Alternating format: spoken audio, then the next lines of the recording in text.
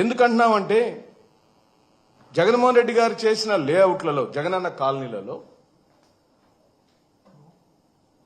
ఒక నిర్దిష్టమైన ఓ చరిత్రాత్మకమైన ఘట్టాలన్నీ అక్కడ జరిగినాయి.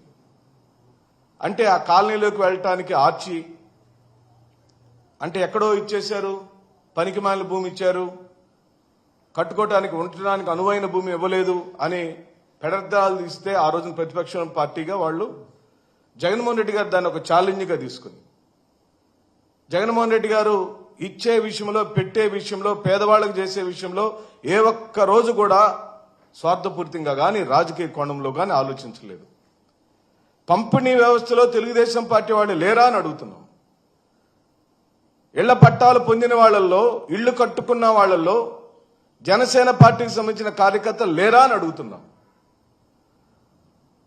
వివిధ కారణాల వల్ల, అనగా ఎన్నికలు సమీపించే నాటికి 11 లక్షల ఇళ్లు కట్టుకున్నారు 31 లక్షల ఇళ్ల పట్టాలలో.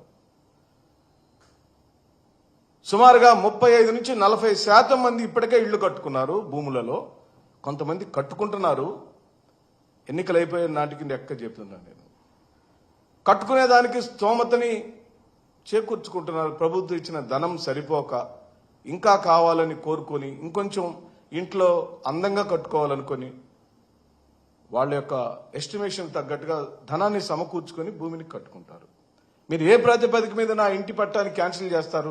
దానికి నామ్స్ ఏంటి? ఇప్పుడు మీరు చెప్పే నామ్స్ ఏంటి? ప్రజలకు చెప్పండి. ఎందుకు మీరు ప్రజల్ని భయభ్రాంతులు చేస్తున్నారు?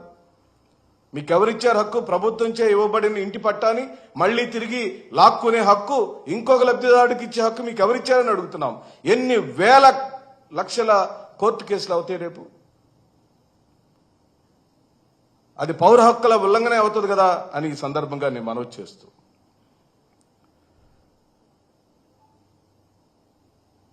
ఒక్కొక్క ఇంటి పట్ట మనం ఇచ్చినప్పుడు మినిమం 2.5 లక్షల రూపాయలు విలువ చేస్తే, మీ అందరికి తెలుసు మిత్రులారా, విజయవాడలో ఒక రేటు ఉంటుంది, కుగ్రామాల్లో ఒక రేటు ఉంటుంది.